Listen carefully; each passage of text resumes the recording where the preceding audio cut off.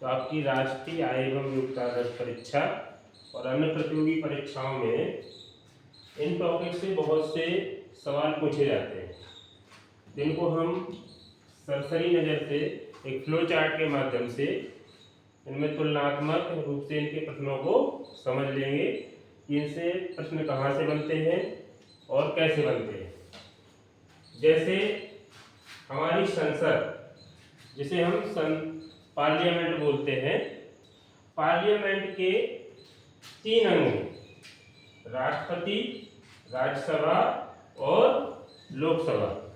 अर्थात संसद के कितने अंग हो गए? 3 अंग। अगर राष्ट्रपति से जो प्रश्न पूछा जाता है कि राष्ट्रपति कितने वर्ष के लिए चुना जाता है, तो राष्ट्रपति 5 वर्ष के लिए चुना जाता है। इसी तरह से राज्य विधानमंडल में हम आएंगे तो राज्य विधानमंडल के भी 3 अंग होते हैं, राज्यपाल, विधानसभा और विधान परिषद।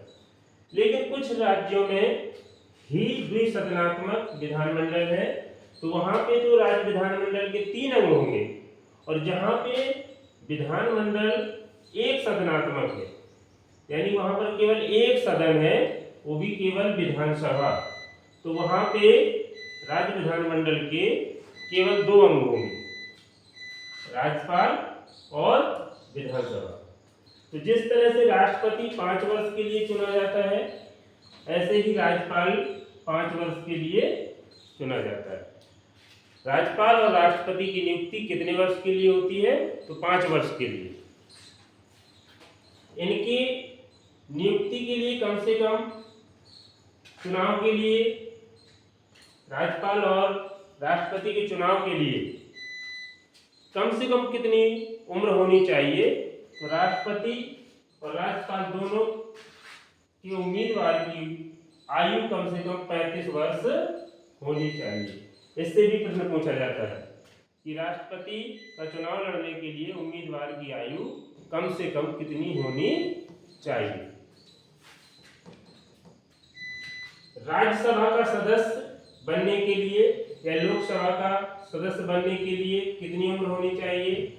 तो राज्यसभा का सदस्य बनने के लिए 30 वर्ष और लोकसभा का सदस्य बनने के लिए 25 वर्ष की आयु कम से कम होनी चाहिए। अर्थात लोकसभा का चुनाव लड़ना है किसी को तो 25 वर्ष कम से कम कंप्लीट हो, और राज्यसभा का चुनाव लड़ना है तो कम से कम 30 वर्ष कंप्लीट होने चाहिए।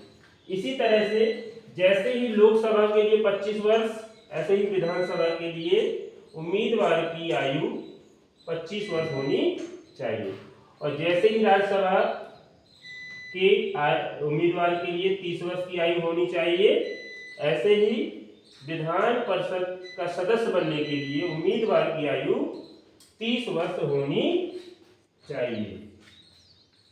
तो जैसे विधान परिषद के लिए जो योग्यताएं हैं, वही योग्यताएं उम्मीदवार को राज्यसभा के लिए होती हैं और वही विधान परिषद के लिए होती हैं।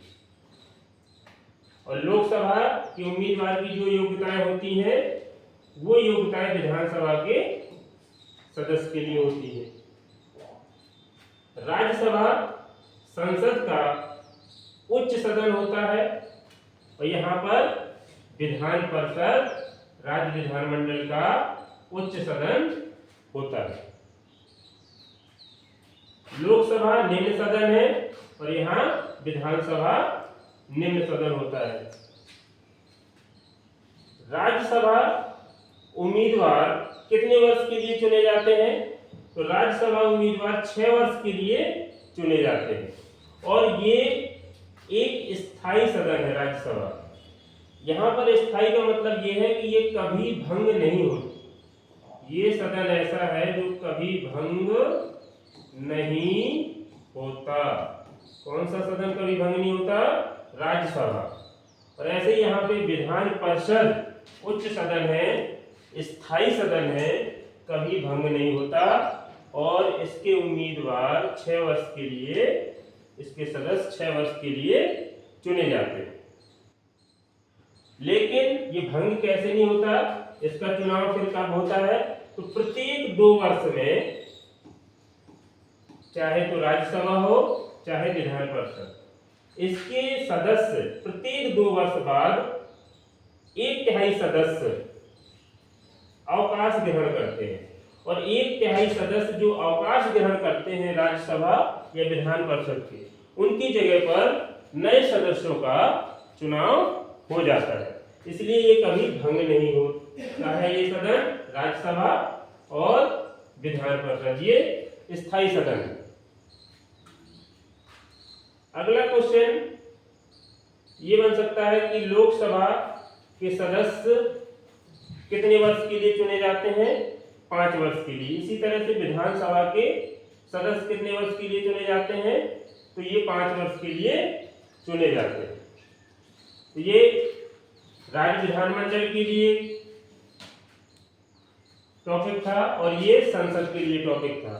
तो यहाँ तुलनात्मक अध्ययन करने से ये पता चलता है कि राज्यसभा और विधान परिषद में काफी हद तक समानता है, और यहाँ पर लोकसभा और विधानसभा में समानता है।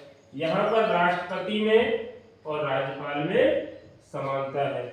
तो हम इन दोनों को एक साथ समझ लें तो हमें ज्यादा आसानी हो जाएगी।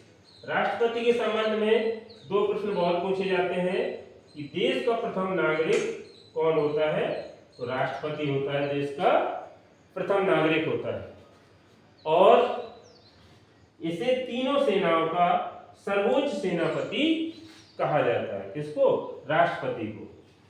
इससे राष्ट्रपति से संबंधित और भी प्रश्न पूछे जाते हैं, जैसे प्रधानमंत्री की नियुक्ति कौन करता है, तो राष्ट्रपति करता है प्रधानमंत्री की